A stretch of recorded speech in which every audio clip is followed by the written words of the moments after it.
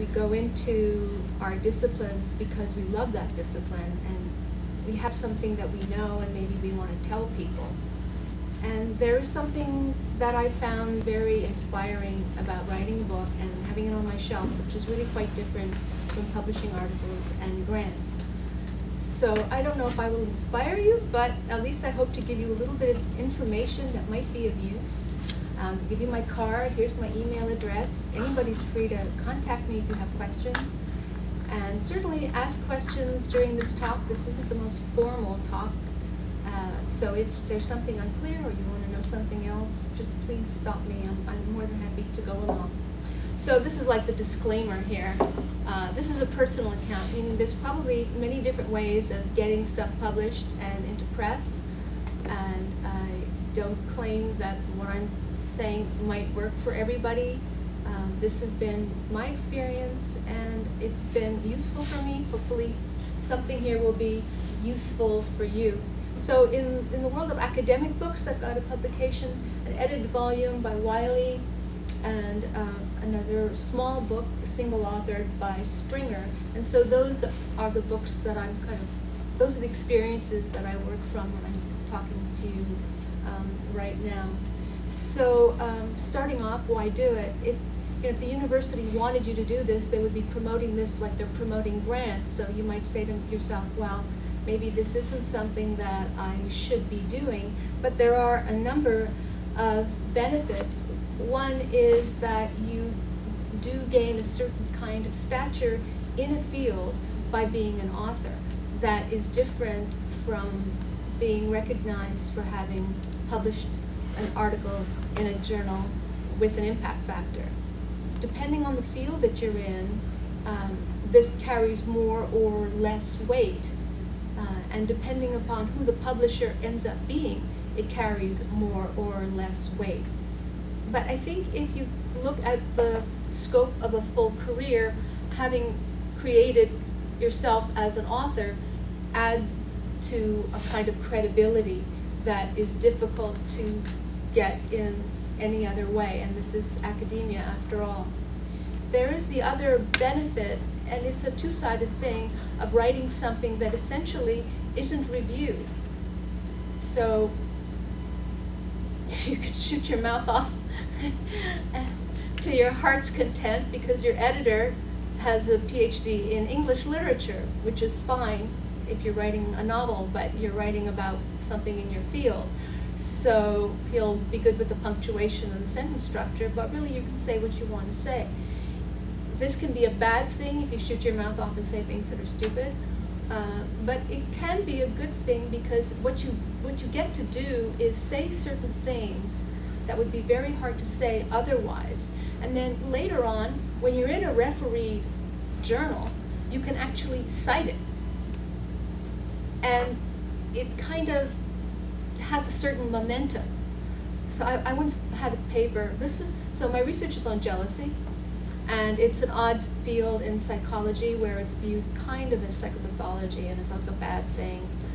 Unless you're in Europe, and then they have a different view of it. They'll see it more as human nature, but the American view is this is something in flawed people, and so they really don't want to hear you say it's sort of like innate, and babies do, those cute little babies, yeah, they do it too.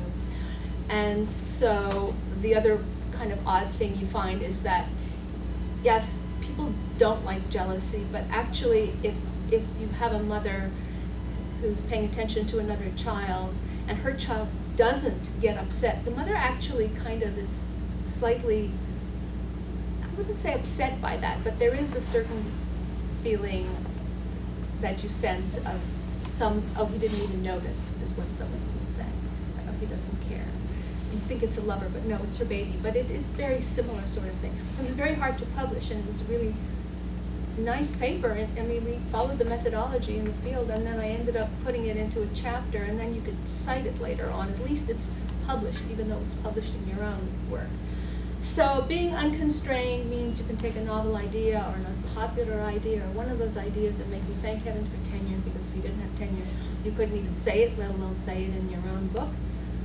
But it does kind of give you an opportunity to put something out there that other people will cite and will read, and it can actually move you ahead in a difficult sort of way. The first book was an edited book, and it was an opportunity to put together a bunch of writers. And in a way, especially if what you're trying to say is kind of out there, and maybe not, people don't know how to cite your work, they don't know where do we put this. It's not exactly attachment, it's not exactly psychopathology, is it other child, like where do we put this? And so if you create a context, you're saying this is where I want my idea to live, inside these ideas and next to these people. You have a context for your ideas, and you also have context for yourself. If you're fortunate enough to put together a good group of contributors, you're actually saying, this is my cohort, this is my league, I am sitting here next to these people. And at the very least, even if nobody reads your book, the people who are in your book know who you are, which, even that's a step ahead. So your ideas get a context, you get a context, you have kind of this discipline where you've given people the idea where to insert your information. And at the end of the day, if the book, especially if the book has been somewhat successful, you have this new group of colleagues who maybe you regarded as being way up there because they're famous and they've been publishing for 40 years and you're new on the scene. But now all those people know who you are. And they're actually usually incredibly gracious. So to fill up this edited book, we found really an outstanding list of people. But now with the internet, you can find anybody in about 5 minutes. I can't even tell you how many letters. And each letter would be 5 pages long and, very, very respectful. And I have read everything you have written. And I think this was particularly outstanding, and so is that, and so is that, and so is that. And on page 14 of this thing that you published 30 years ago, you mentioned the word jealousy. I wonder if you could expand on that. And of the many people we wrote letters to, we got some great contributors. And most of the people, we wrote to Jane Goodall. Do you ever see Jealousy in Monkeys? I wrote to everybody in the world. And really only one person was somewhat rude. Everyone else was very gracious and just said, thank you for this offer, I'm very flattered. Usually they'd say something polite like, my time is fully committed, or I really just don't have any information on this topic. Thank you very much anyway. You didn't really lose out all that much. But in any case, especially for the people who are in the book, they know you now. And I don't know about your field, mine's fairly political. It doesn't hurt to have these people know who you are at the very, very least. It generally doesn't do any harm. It's awkward actually when you're editing somebody's chapter and this person is very famous and they've been around for 50 years and they were drinking alcohol when they wrote this. And, do you want to rewrite that sentence? But anyway, that's another story. But actually what I would do in those circumstances is I would just edit the chapter and make the sentence look grammatical. And usually they don't notice. But in any case, you get this bunch of people who know who you are. Why not do it? It is unrefereed, so if you're going up for tenure and you really don't have time and you are quite sure this will not get you ahead, maybe this is something to do later.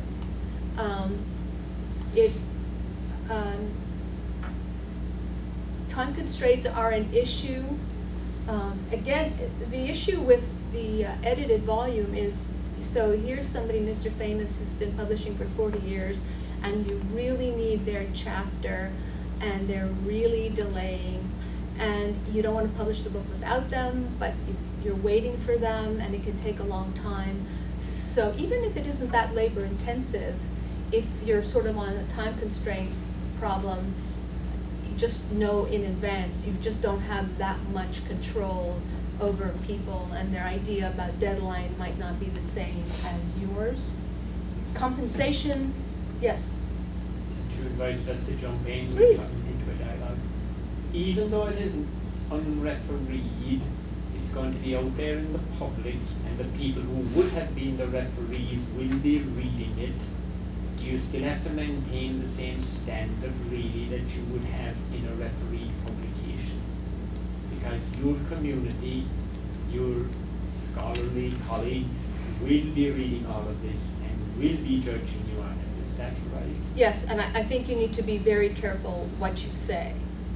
But if I'm in a fight with my discipline over whether or not something is the way the data say it is, I will put a very eloquent argument for it, and then I will say something like, although there might be those who would differ, or I'll say, it can be argued that.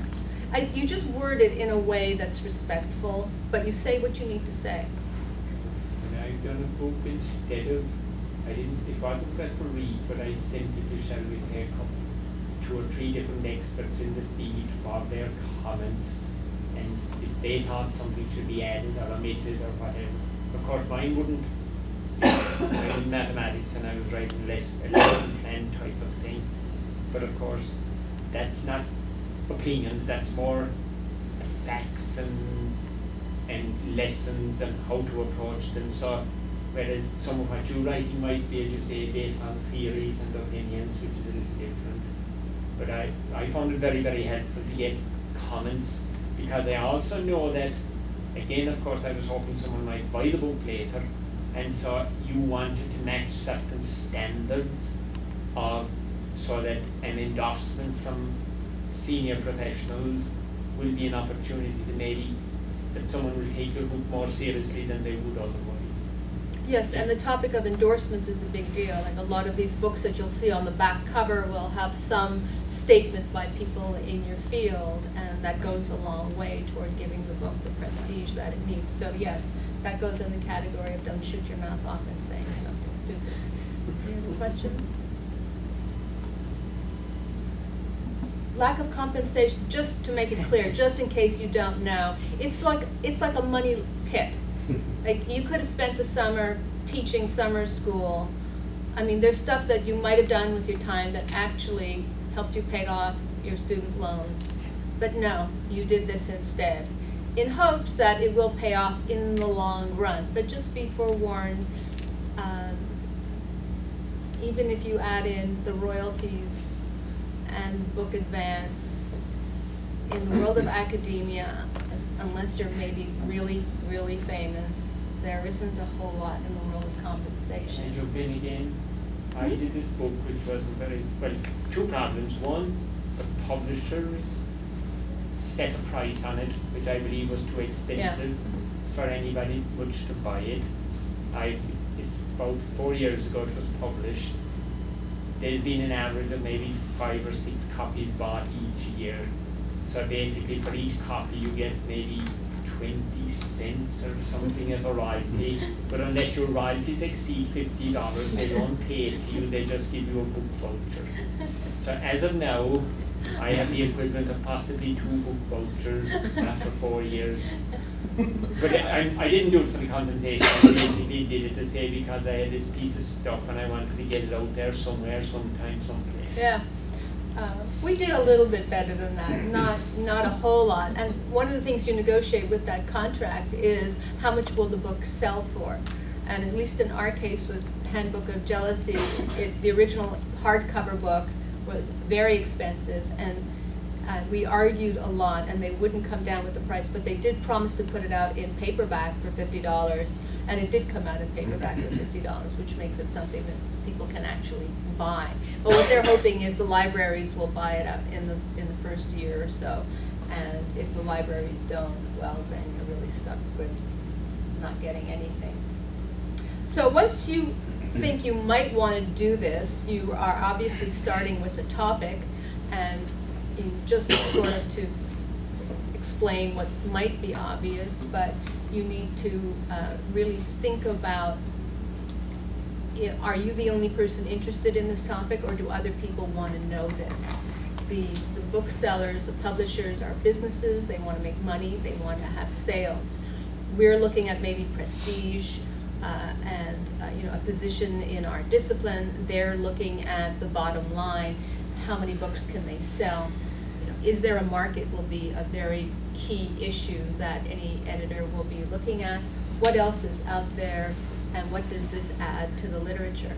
You don't really need to have a breakthrough in science to publish a book. You might just have the ability to put it into words a little bit better than somebody else. So for instance, in psychology, a guy named Salovey came up with the word emotional intelligence. There's really nothing that he wrote that hadn't been written before, thought up before, discussed before by clinicians for years. But somehow he just repackaged it in this concept of emotional intelligence, and then everybody was talking about it.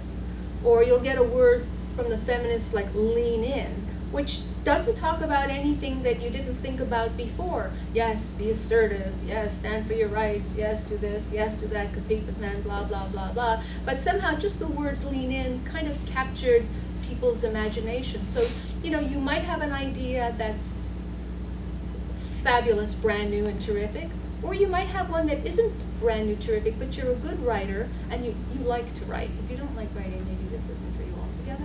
But you like to write, you have an idea, and you can sort of get the message across. And taking, just sort of repackaging an idea is not to be dismissed. It's not a trivial thing.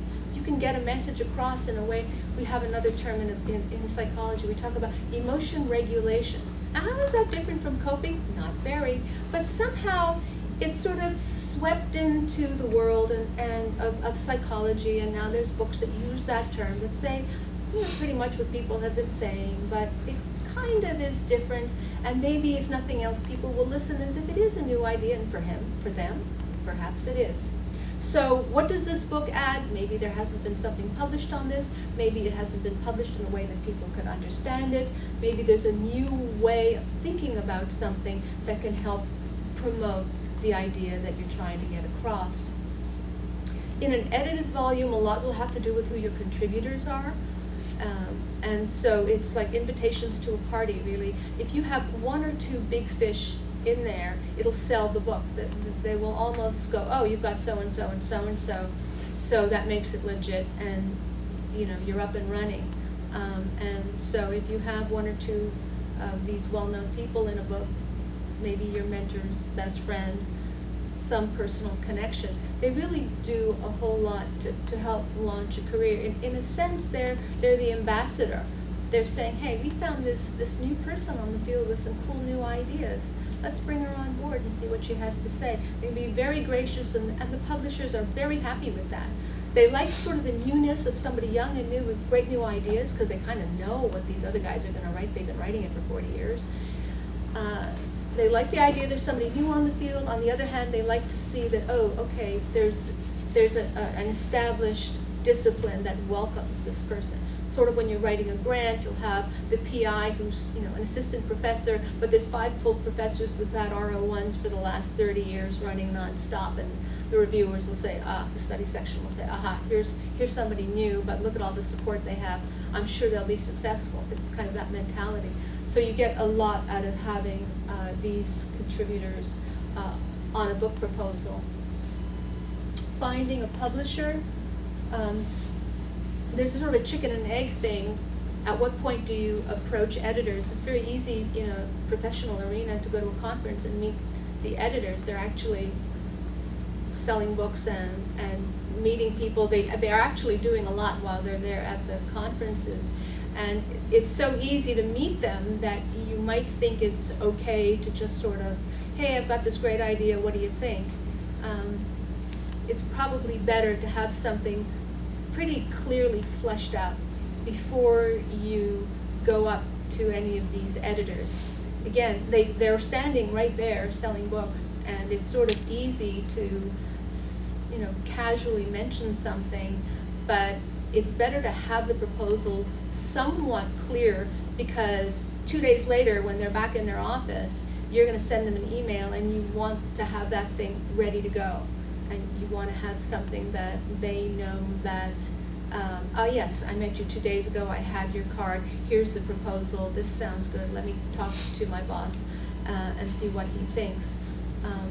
It's sort of like making contact with a program officer I'm more familiar with NIH, but basically you just don't call them up and say, hey, what do you think about an attention deficit study using, female owners of dogs and cats? I mean, you have something very clearly written out. It's usually the specific aims in our world, and you send an email. I'm thinking of sending a grant application on the following topic. May I send you specific aims?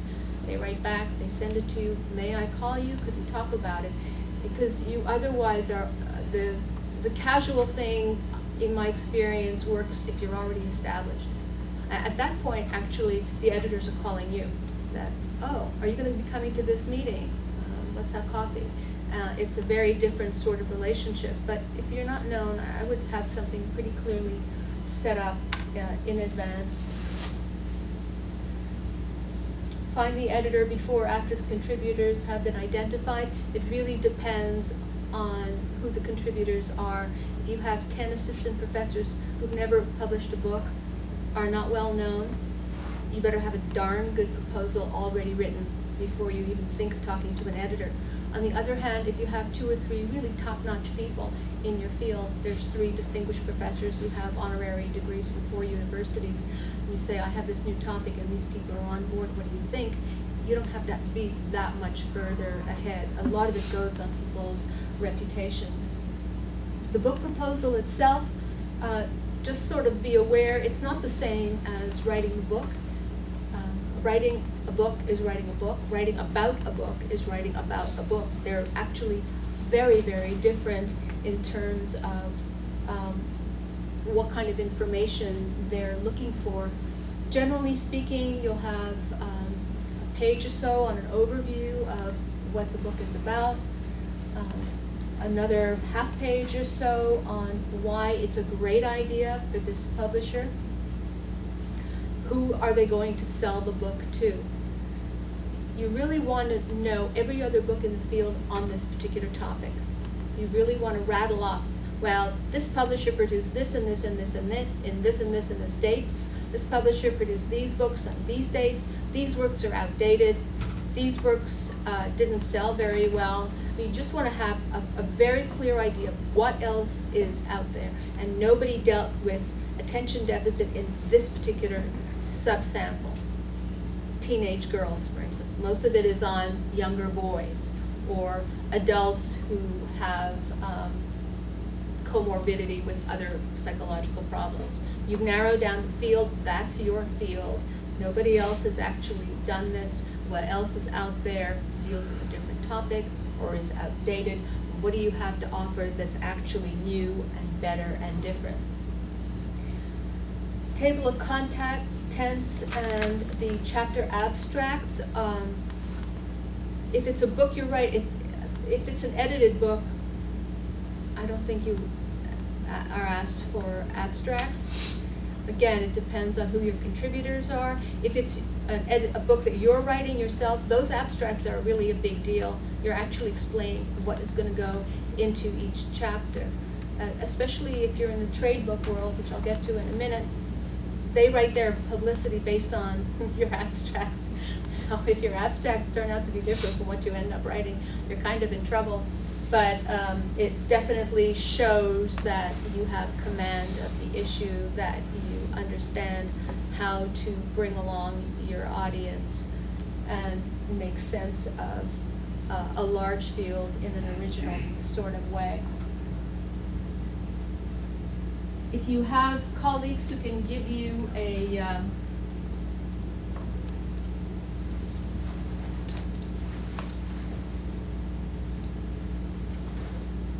book proposal that sold, that's a great thing to have available to you. Right now, most publishers have pages like this, Manuscript Guidelines, contact an editor. You really want to have why write a book. They're going to explain to you a tremendous amount of information that wouldn't be available elsewhere.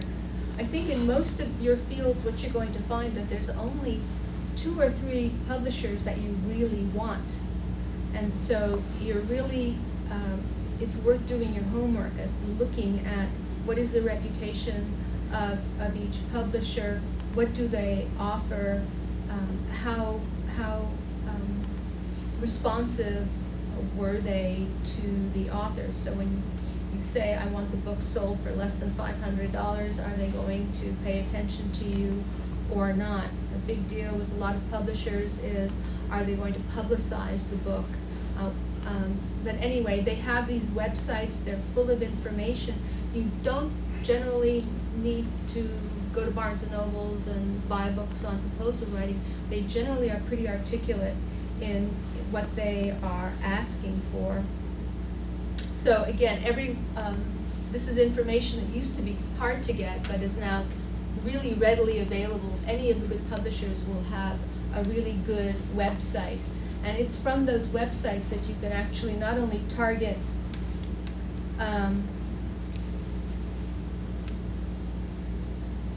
the publisher, but also the specific editor who will be the ambassador between you and that publishing company. There usually aren't a whole lot of editors who will work specifically in your field, and so of course the shortcut to finding the editor is to simply go to the preface of a book that was published in your field, and well, you'll right away from the cover know who the publisher is, but usually there's an acknowledgement that acknowledges the editor, and it's really important to read that page and see who that editor was, and that is probably your best bet. Most authors, I find people generally are pretty helpful, and you can even contact those people, because you might say, oh, I don't even know those people, and I'm out here in Lubbock at Texas Tech. But if you're at a conference and you bump into that person and you say, I see you acknowledge this editor, what was it like working with them? I think mostly they'll be pretty candid, and they will give you an idea of what it was like. So the publishers, they will, once you send in the manuscript, they will send it to somebody with a British accent, and that person will put in punctuation like you thought you knew punctuation until this PhD in punctuation repunctuated your book. So they are amazing at that, and then it goes to somebody else in a very different time zone where it's published. In my experience, the book, the punctuation person is in England, and the actual publishing, printing out the book, the typeset is done in India. That was my experience. So you get emails at all different hours from people in different parts of the world. The publishers provide some kind of publicity, so you get emails that say, oh, the latest book from Springer, read this, read that. Hopefully your book will be in there. They usually promise that it will be. It might not be. Again, it depends on how responsive these people are. In my case, they weren't particularly great at that, but they did bring the book out in paperback, so I couldn't complain about that. In the old days, there were discussions about translations. I think they've just given up on that. They pretty much, everybody in the world needs to speak English, sort of. And that works pretty much. On the other hand, they'll usually put in contracts some control over ebook rights. So they've really, I think, covered most of the things that they control, and they don't give you a lot of say. And one of the things you can ask for is just what Jerry mentioned, just the cost of the book, which makes an enormous difference in the actual sale of the book. Well, on a personal note, so I produced this book with a co-editor, Maria Leherste, and I did that because I just said, well, how are we going to get people to contribute? And she said she knew everybody. And she sent me photographs, but I'm sure now that they were doctored. But in any case, it turns out anybody that we wrote to who was supposedly somebody she knew turned us down. And so And actually, we did better with people who didn't know her than people who she said did know her. And she is Dutch, and so her command of English isn't perfect. And we had a number of people who were non-English speakers, and so they were all in her section of the book, of course, because, well, anyway, so I had to edit those because I'm better at grammar, much better at grammar than she was. So in the end, she didn't really contribute a whole lot. I would just suggest that you maybe try to find out more than I did. So briefly, these are my other two babies. Preventing Sibling Rivalry was published by Simon & Schuster, and Lullaby Massage was published by Hale here in Texas. And over the years, I guess because I'm at the College of Human Sciences, we have people who work in the area of nutrition who came and talked to me about the low glycemic diet. Like, this was right before everybody had heard of glycemic diet, like glycemic index, but she was, you know, on top of that, and so she had like a low glycemic diet for dummies or something. And we talked about getting that published. I've had people in our relationship department talk about marriage counseling, and they had a contract. And these are not books. As for me, I don't put those books. I have a CV, and I don't put it. I have a section called academic books, and I have a section called trade books. I consider these trade books something to put on my resume because it's not fiction, it's not poetry.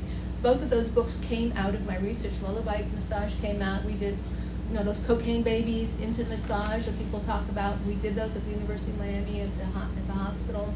And of course, the jealousy studies came from my dissertation. So it is about taking science and bringing it to the public. So I think it was something to put on my CV, but I put it in a separate section so people don't think that I would presume to think that it's the same as scholarly work. But nevertheless, we have a lot to offer, and I'm sure if you have something in math or recipes or relationships or whatever field you're in, there are people who are interested in it. And I think that, especially if you like writing and are good at writing, and from my experience, writing these books is like your best lecture you gave a freshman class. That if you like lecturing and you're good at lecturing, just tape record one of your lectures. It's very much like writing that. And if every one of my lectures had as much work as any of these chapters, wow, I would feel like some superstar lecturer. Evergreen is a topic that doesn't act, like the jealousy study, you know, there wasn't going to be a news item about a 6-month-old being jealous. So you could publish it any old time, and nobody else is doing this, so it doesn't have to wait. At that time, it was around the time of the school shootings at Columbine, and like the agents are calling me, do you have anything on boys' aggression in school? No, I do baby jealousy. That's fine, you can write about boys' aggression in school. No, not really. I mean, they're sort of desperate for what the public is interested in right now. Something came out in the news about glycemic index, and you happen to be the person who's working on that. Get a book agent on the phone in 60 seconds, and they'll say yes to anything because they know it will sell, even if it isn't such great high quality. The good fortune of marrying what you're interested in with what's in the news can't be overstated, because then everything else sort of goes out the window. If you don't have the perfect book proposal, it doesn't matter. If you don't have great credentials, it doesn't matter. If you can somehow make a claim, you know something about what's going on in the world, it will be snapped up. So why do it? Partly it is because if you, sort of like what Jerry was saying, you know, I just had this in my head. I wanted to tell parents, you know, if your 2-year-old is jealous of the newborn baby, don't be disappointed. Don't think you have a flawed child. Don't think that you were a bad parent. This is human nature. Sorry to break it to you, but it didn't mean there's anything wrong with you, and there's nothing wrong with your child. Because I would get emails from people, because I would already published in the academic literature. So like women with PhDs are like, I read your article, and I don't know what to think. You know, my 9-month-old went crazy when I picked up a cat, and then my husband kissed me, and the kid went ballistic, and I felt that we loved him so much he would be immune to jealousy. I wrote her back, it's because he loves you so much that he's not immune. It's exactly the opposite. He did nothing wrong. There's nothing wrong with your kid. He'll be fine. And people were reassured by that. And I just wanted to tell people that. And I didn't know if somebody else were writing that story, if they would get it straight. You have to hope. Do you ever do something to the, our local papers? Especially when the students are writing in there, you just have to hope that the quote is somewhat correct. I knew somebody who was a Horn professor, and the poor student called him Mr. Dr. Whitfield Horn. I mean, it's just a mess. So it's not one of my problems, but you do get misquoted, and if you want to be the person who brings it to the public in the way you want it presented, and you happen to like writing, or you think you can just take a lecture that you give in a class and put it into words, then it gives you the pleasure of saying, well, I didn't have to worry about it being lost in translation. It's certainly very rewarding. People write to you, you get emails and blogs, and I mean, things that in the past were impossible, send you emails, and well, I read your book on chapter 3, and I thought, blah, blah, blah. And sometimes it's nice, and sometimes it's not so nice. And finally, if you're fortunate, with a trade book, compensation is actually possible. So there's something about it that can actually give you something in a fairly short term that isn't exactly the model in academia. You definitely need an agent if you're publishing a trade book and competing with movie stars and actresses. There's parenting books like by Bill Roper, The Weatherman, I think Madonna's mother. No, what is that? The one with like the champagne glass on her rear end? Kardashian's mother wrote a parenting book. I mean, what you compete with out there is really sad. So, at least in the world of psychology, you probably don't have this in math, but for us, we actually do. So you need an agent. The agent takes a cut, and so you might think, well, why do I need an agent? But it's like having a real estate broker. You generally get a better advance from the publisher. You'll get a better publisher. There's a sort of a question as to whether you should do multiple or single submission. Did I lose that one? Oh. This is Gail Ross. This is who I use to sell that book. You can see, follow us at Ross Yoon. At the time when I knew her, she was just Gail Ross, who worked for a law firm like Smith, Cohen, Harvey, Brown, and Ross. And I guess she left and created her own literary agency. And so again, there's tremendous amount of information. I had never actually seen her. She's in Washington, D.C. It's funny, you do all this business on email, and now you have a website, and you go, oh, so that's Gail Ross. And notice she has sections.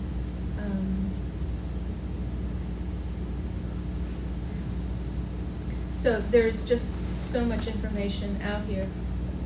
One of the things it says, she's sort of basically saying, please don't call us. and it's a hard life now. I guess I'm lucky. You sort of communicate by email. All I can say with agents, when I was doing it was the old days, and there really wasn't that much done by email, so you actually got them on the phone, and if you didn't have an elevator talk in 60 seconds, they'd hang up. I mean, this was New York. You would literally have I can't think of a single publisher who would be interested in that. Thank you. That's it. So I would say if you're going to contact Gail Ross and anybody on her list, because I think now she's got a whole army of people there. Yeah, so she's done really well. You want to have the elevator speech ready to go. You want to have at least an outline of a book proposal pretty much ready to go. You want to have a very clear idea. Because once somebody says no, now you're working against they already rejected you, and now you're taking up even more of their time. And it can be really very brutal. Again, how do you find an agent? Well, if you go on Amazon and you do literary agent, there's a whole bunch of names that come up. There's long, long lists of them. In the old days, the way I did it, before you had the internet, and I think it's still a pretty good way, you go and spend, I happened to be in New York, and I went to a Barnes & Noble, and I spent about 20 hours in there, and I went through every parenting book, and I wrote down the name of every agent that was acknowledged. and then I sort of prioritize them. Here's somebody who's published a book with Simon and Schuster on the topic of parenting, and they are thanked very profusely by the writer, so that's the first person on my list. And that's really a shortcut to doing it. Multiple submission means, do you want to send your book proposal to 2 competing agents at the same time? So let's say you're Hillary Clinton, and you're going to write a book about the Monica Lewinsky affair.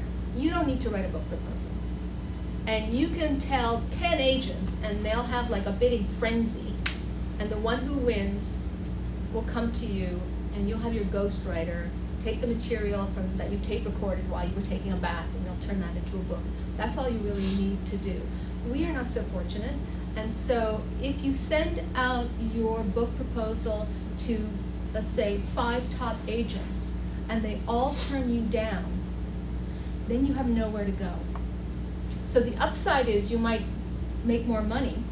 The downside is if they all reject you, you have nowhere to go. So I would strongly recommend against that unless you already have a reputation, in which case you send it to one person, and if you're lucky, that one person will work with you and shape it into something. But even if you're unlucky, they usually, in my experience, will tell you why, what is wrong with this.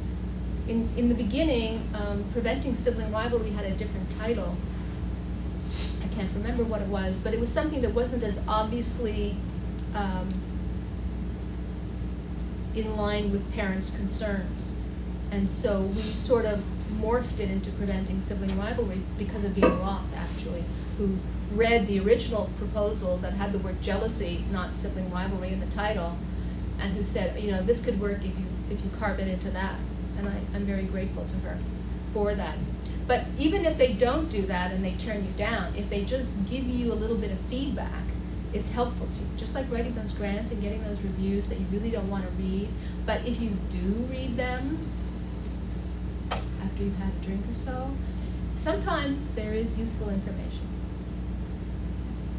So if you're lucky, you'll get an agent who can shape the proposal for you. She'll find a publisher.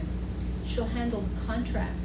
The publisher pays the agent takes her cut and sends you the remainder, and that's pretty much the end of your contact with the agent, meaning that once the book has been sold to a company, they're kind of done with you. Just like finding an agent, there are many, many, many books on how to write a book proposal for a trade book. Unlike academia, where you really just want to go to Springer or Guilford or whoever publisher you find and go on their website, they'll have something fairly clear.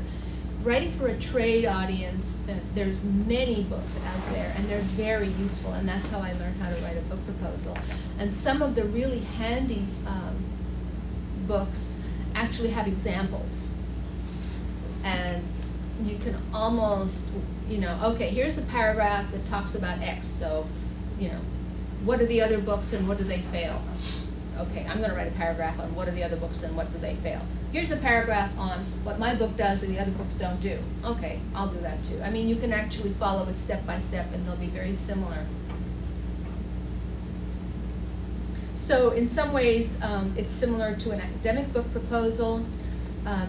In the case of, usually with a trade book, they ask for the first chapter. They want to know that your writing style is something that a popular audience can handle. And if you're not used to writing in that style because you've been writing for academia, tape record a lecture that you give the undergrads, because that's very much the tone I find, or that's what helped me. I would be sitting there thinking, I'm writing for that audience. And like any good lecture for a freshman class, it's very clear. Unlike a scholarly work where, you set up that straw man and you knock it down and you do the other straw man, you knock that down, and maybe it could be this. It's much more clear, straightforward. This is what you need to know, bam, bam, bam, bam. Much less ambiguity. Like I said, it's a freshman class. You don't give more detail than people want. And then you give examples, and that's often what fills up a trade book. Okay, here's how somebody did it. And then you have either vignettes or stories that people kind of convey to you. The editors here will read the book. I don't mean just the people in foreign countries who do like the punctuation, but at least in my experience, the editor actually read the book. They handle getting the book out for review, if there's media involved.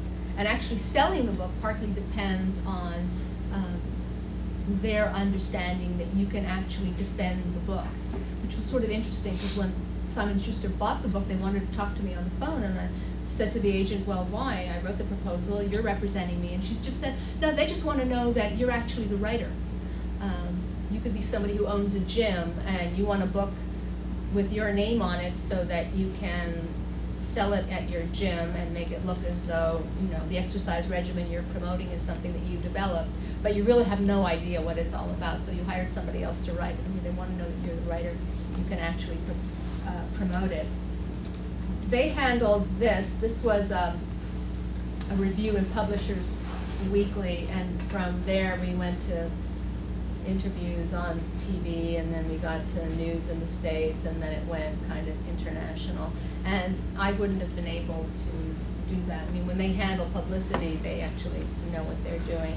Getting the book out to review was an important step. Every bookstore at that time, there were bookstores, would buy books based on the reviews that were in Publishers Weekly. What I regret not knowing. So the title, Preventing Sibling Rivalry, is the title I had written. The subtitle here, 6 Steps to a Jealousy-Free Home. It still embarrasses me. I didn't write that subtitle. The subtitle I wrote was Bring This Book Home with Your First Child, not your second. And this whole book was based on infancy research. And one of the findings of infancy research is jealousy is part of human nature, so why would I ever say you can have a jealousy-free home? But my editor came up with that, and there was nothing I could do. We battled for half a year. He also had a photograph of an 8 and 10-year-old. When I wrote the book proposal, and in the book proposal I wrote, I wanted to picture up one baby, picture of a 6-month-old. This is when you prevent sibling rivalry. You bring home your first child, and your first child is very young, long before the sibling comes home. They put a cover with an 8 and 10-year-old. I went into, I can't even describe, into orbit, like beyond anything. And after 6 months, they agreed to put that picture of a 2-year-old and a baby, but it still wasn't appropriate. And of course, the blogs came out, and people wrote things like, I don't know why I bought this book. I have an 8 and 10-year-old, and they're fighting with each other, and she didn't give me any information that I need, which is true. I didn't write it for you. But you ever buy a video, and the stuff that's on the cover has nothing to do with the movie? It was like that. They were like 2 different worlds. What was on the cover of this book and what was in this book were 2 different things. And so actually when the book went out to be reviewed for Publishers Weekly, it goes out before it has a cover. It's a manuscript in a Word document. And so they kind of never really saw this cover that had nothing to do with the book. So yeah, if I had to do it all over again, I would sort of nail down the title in the contract. And we delayed publishing for about a half a year, and then I finally let it go. Was that a mistake? I don't know, maybe. Just briefly with children's books, competition is even worse. That is, you know, Madonna has children's, everybody has children. They're actually pretty easy to write. I wrote Lullaby Massage based on some science with infant massage. There are no massage books for toddlers because toddlers don't sit still. So I made up these little jingles that keep the little darlings sitting there. And, you know, give me your foot, it's a telephone, hello, can we play? It was very cute. And it took a lot to sell it, partly because of the illustrations, partly because it was hard to explain to people what you need. Competition is really fierce. And very often you don't go through an agent, you just actually send these directly into a publisher. It helps a lot if you have a partnership with the illustrator. Preventing Sibling Rivalry had an illustration in there, and I paid somebody for that. It was really quite expensive. It was well done, but it was still quite costly, and I think usually people either pair up and sort of split the royalties with the illustrator, Or in my case, what I ended up doing with this book was, because I can't draw, I sort of had photographs of what I wanted badly done, and the publisher got an illustrator on their staff to do the illustrations. In any case, if you're looking for somebody who's interested in illustrating, it's again a collaboration, and we're kind of hoping that the person you're collaborating with knows what they're doing and is easy to work with, but there are guidelines that are available, and this is one of the better known ones. And that's it, folks. Once again, I'm really happy if you have questions, you can contact me. I'm always around. Thank you very much.